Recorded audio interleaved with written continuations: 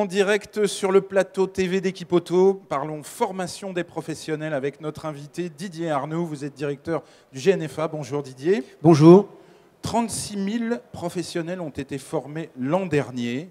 Tout de suite, le GNFA, rappelons que vous êtes bien entendu exposant sur le salon, Hall 5, allée B, stand 63, et également C aussi, partenaire historique du salon. On commence tout de suite par du concret. Vous mettez en œuvre sur Équipe Auto cette année 8 ateliers de formation pour les professionnels, évaluation des compétences, parcours virtuel, formation sur tablette.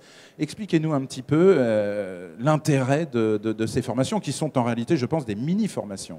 Alors absolument. Alors le principe, c'est plutôt que de donner à voir, c'est de donner à faire.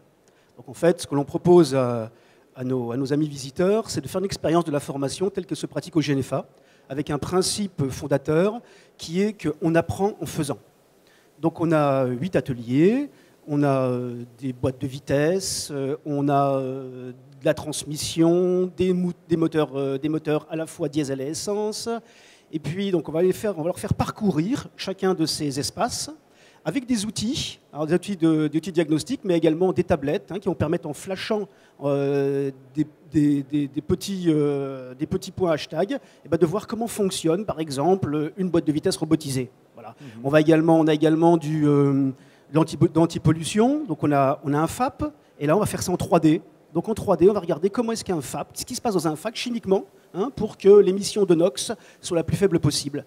Donc l'idée, alors ça c'est vraiment faire vivre, et pour faire vivre, on va lancer des défis, on va leur faire pratiquer, il y a des jeux, voilà. Donc l'idée c'est vraiment de venir sur le stand pour vivre une expérience de formation telle qu'elle se pratique au GNFA, et puis de créer de l'appétence pour nos futurs stagiaires. Oui, créer de l'appétence en utilisant les technologies actuelles. Donc on flash avec une tablette, on voit tout de suite le résultat, on a de l'information, c'est plus de l'information que de la formation. Alors non, là on essaye de faire de la formation, c'est-à-dire qu'en fait, on estime qu'au bout d'un quart d'heure, il faut avoir appris quelque chose. Si le visiteur n'a pas appris quelque chose, on n'a pas fait exactement notre travail. Donc le principe c'est de dire, on peut en un quart d'heure, ou avoir une information supplémentaire, ou comprendre un système, ou en tout cas, on a un plus en sortant du stand. C'est vraiment le principe de ce stand-là, c'est vraiment faire et pas regarder. Donc il s'adresse aux professionnels, est-ce qu'il s'adresse aussi aux jeunes en formation? Absolument, là j'ai vu tout à l'heure des jeunes du Garac qui étaient sur le stand. Au Garac, on est intéressé par l'automobile. Exactement, donc ils sont venus, on les a vus, puis ils ont commencé donc à faire ces petits jeux et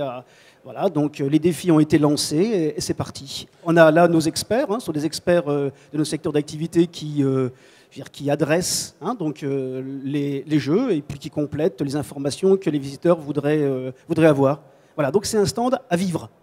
Alors à vivre pendant les 5 journées du salon jusqu'à samedi soir. Vous serez présent avec toutes vos équipes. Alors on quitte un petit peu le stand et puis on essaie de prendre de la hauteur. Parlons de la formation aujourd'hui. Où va-t-elle exactement cette formation, Didier Arnoux? Alors écoutez, on a le sentiment que ça devient un produit ou un service classique. C'est-à-dire qu'en fait on en attend la même chose qu'on pourrait attendre d'autres natures de services. Ça veut dire qu'aujourd'hui, on attend que ça soit performant, que ce soit un service qui soit performant, qui soit pertinent. Ça paraît étonnant parce qu'on pense un peu à l'éducation nationale quand on pense à la formation. Bon, on peut espérer qu'ils sont aussi performants, on peut espérer. Oui, mais je veux dire par là que la performance n'est pas forcément incluse dans la notion de formation. Pourquoi dites-vous ça, performance, c'est-à-dire? Alors, performance. Alors, parce que la formation, c'est un passage obligé. Donc on a des évolutions technologiques qui sont extrêmement dans l'automobile, qui sont extrêmement rapides, et on n'imagine pas qu'une activité de service comme la nôtre, donc les professionnels d'automobile, n'ait pas le niveau de compétence attendu par les clients, et au niveau des technologies qui arrivent sur le marché.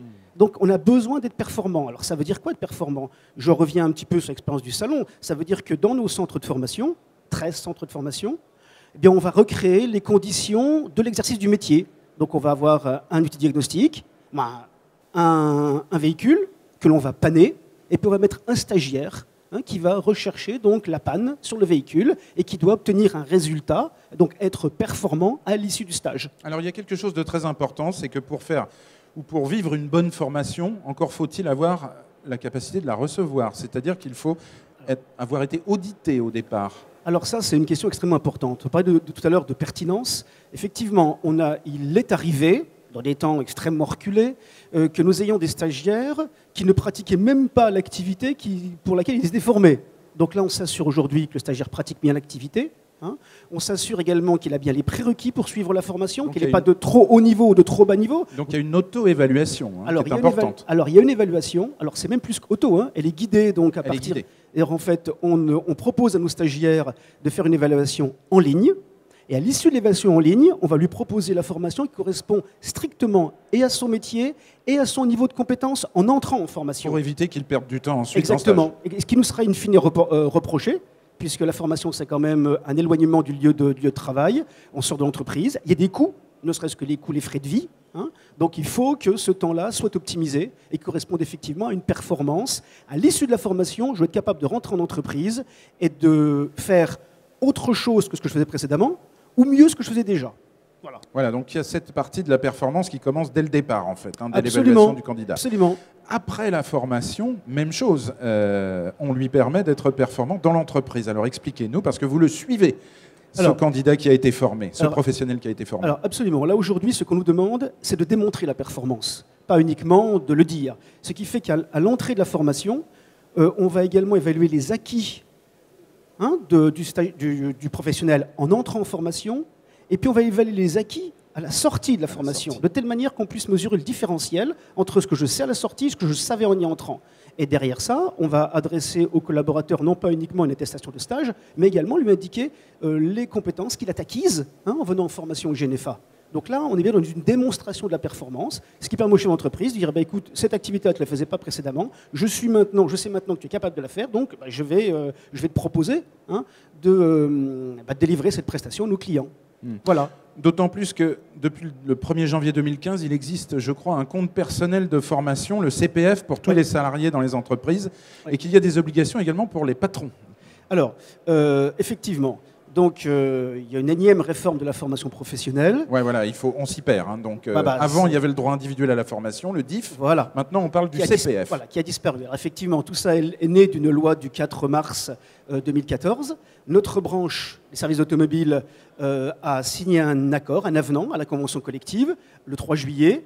Et puis, bien derrière, on est en train de mettre en œuvre ce fameux CPF. Alors, qu'est-ce que le CPF ? Le compte personnel de formation. Ça concerne tous les salariés dans toutes les entreprises. Alors, ça concerne tous les salariés de France à partir de 16 ans, même 15 ans pour les apprentis. Dès que vous entrez donc en activité, vous êtes salarié, vous bénéficiez tous les ans d'un droit de 24 heures par an pendant 5 ans d'un droit à la formation. Vous bénéficiez de 24 heures jusqu'à 150 heures.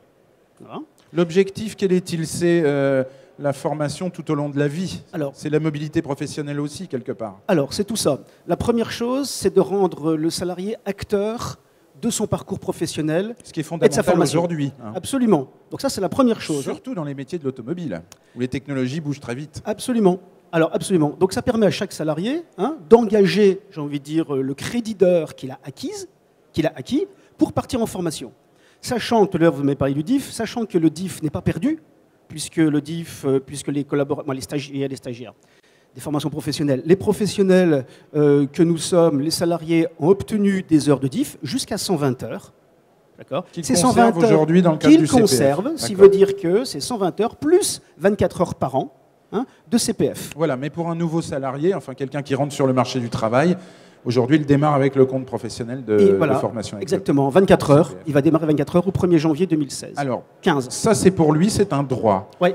Pour son employeur, qu'est-il important à savoir aujourd'hui en termes de formation de ses collaborateurs ? Alors d'abord, ce qui est important, c'est que non seulement donc, ça rend le salarié acteur de sa formation, mais c'est aussi une manière d'entrer en dialogue avec le chef d'entreprise. Parce que le CPF, vous pouvez donc l'activer, mais si vous l'activez pendant le temps de travail, vous devez avoir un accord de votre employeur. Si c'est hors temps de travail, vous faites exactement ce que vous voulez, mais si c'est dans le temps de travail, donc vous devez être en accord. Ce qui veut dire, l'idée, c'est d'essayer de faire converger le besoin de formation ou de compétences du salarié et puis celui de l'entreprise. Donc, et du responsable d'entreprise. Donc il y a un dialogue qui s'instaure pour effectivement partir en formation obligatoirement certifiante. Et ça, qu'est-ce que ça veut dire certifiante ? Alors certifiante, ça veut dire qu'il doit déboucher ou sur une certification professionnelle, un certificat de qualification professionnelle comme il y en a dans d'autres branches d'activité. Donc pouvoir ensuite grimper en termes de niveau, peut-être. Alors, on parle plus d'échelon. Si, mais potentiellement. C'est surtout pour faire... tout à l'heure, on parlait de performance. Oui. Bah, c'est une manière de reconnaître la performance, puisque vous délivrez à l'issue de la formation une certification. Un document qui est officiel. Absolument, absolument. Et qui est reconnu par l'ensemble des professionnels de la branche des services de l'automobile. Alors, c'est ou un diplôme, c'est ou une certification de branche, ou un diplôme éducation nationale. Ça peut être également un titre de type CACES, par exemple, CACES ou FIMO, ou bien une habilitation VEVH. Alors attention, voilà, VEVH, on comprend. Ils savent tout ce que c'est, VEVH, FIMO et CACES. Véhicule électrique, véhicule hybride, par exemple. Voilà. Très bien. Voilà. Et ou bien partir en formation pour des compétences de base, l'expression écrite, l'expression orale, l'utilisation de l'informatique, voilà. Donc, mais c'est forcément, donc le compte personnel de formation est utilisé en vue de suivre une formation certifiante. Vous ne pouvez pas l'utiliser à autre chose que ça. C'est là réside la performance également. Voilà, exactement. C'est une manière de reconnaître la performance acquise. On a une vraie validation à l'issue de la formation. Voilà. Alors pour terminer, Didier Arnould, le GNFA auparavant recevait des professionnels en formation. Oui. Aujourd'hui, vous allez jusque dans les entreprises auditer les ressources humaines, les productifs, et conseiller en termes de besoins de formation. Oui.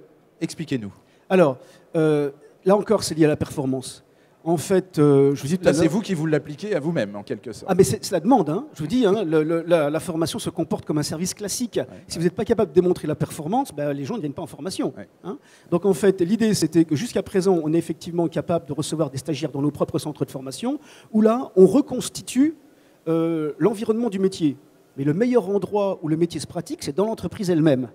Donc, l'idée, c'est et pas systématiquement, mais de déporter une partie de la formation du lieu de stage vers l'entreprise elle-même. Maintenant, encore faut-il que, encore une fois, qu'il faut qu'on soit pertinent pour ça. Alors, attendez, soyons clairs. Donc, vous allez dans l'entreprise, vous auditez, c'est-à-dire vous dialoguez avec l'ensemble du personnel, des productifs. Alors, de la même manière et vous évaluez, ensuite, vous faites un rapport en disant il y aurait des besoins de tel et tel niveau pour tel et tel professionnel. Alors, c'est exactement ça. De la même manière qu'on fait l'évaluation individuelle de compétences, on va entrer dans l'entreprise pour faire là plutôt un diagnostic global, ressources humaines.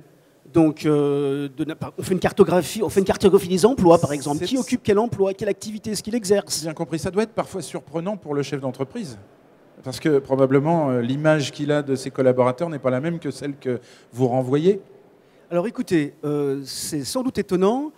On a réalisé 496 audits en 2014. Donc il y a un vrai besoin. Quasiment 500 audits. Oui. Absolument. Et des entreprises qui sont aussi bien de 2 salariés que de 500, 600, voire 1000. Donc il y a un besoin aujourd'hui d'aider le chef d'entreprise à comprendre quel est le niveau de compétence de ses collaborateurs. Encore une fois, une activité de service. Donc à comprendre ce que font les collaborateurs de telle manière de leur adresser le bon niveau de compétence qui va correspondre à la demande du client. Globalement, quels résultats donnent ces audits en entreprise ? Écoutez, ce que ça donne. Est-ce qu'un exemple vous vient en tête ou plusieurs ? J'en ai au moins un qui me vient en tête. Donc intéressant. Aujourd'hui, il y a des plateformes pièces qui se mettent en place. Donc on le sait tous. Logistique pièce. Voilà, logistique pièce. Donc vous avez, on a audité donc une entreprise dont la problématique était de nous dire voilà, j'ai 15 lieux différents où j'ai des réceptionnaires. Je voudrais tous les transférer sur ma plateforme, donc avec des métiers qui sont différents que ceux qui étaient pratiqués précédemment. Donc faites-moi un audit des compétences de ces collaborateurs-là, et puis derrière, formez-les de telle manière qu'ils viennent rejoindre ma plateforme. Je ne veux pas perdre mes collaborateurs. Ça s'est fait il y a quelques années. Je crois que ça devait concerner une 50aine de collaborateurs qui ont dû se déplacer, donc de leur lieu de travail précédent au nouveau, et l'entreprise a dû en perdre un. Ce qui veut dire qu'on a réussi la mobilité professionnelle exactement et géographique vers un autre lieu pour faire un autre métier. Donc là, je pense qu'on est en plein dans notre mission d'assurer l'employabilité des salariés de notre secteur d'activité. Le GNFA modernise son offre. Le GNFA se rend jusque dans les entreprises pour auditer, proposer des formations. On le voit bien, la formation professionnelle évolue fortement. Alors, merci Didier Arnould et rendez-vous sur votre stand pour des mini-séances de formation avec tablette. Bienvenue à tous. Le stand du GNFA, Hall 5, allée B, stand 63. Excellente journée sur Équipe Auto.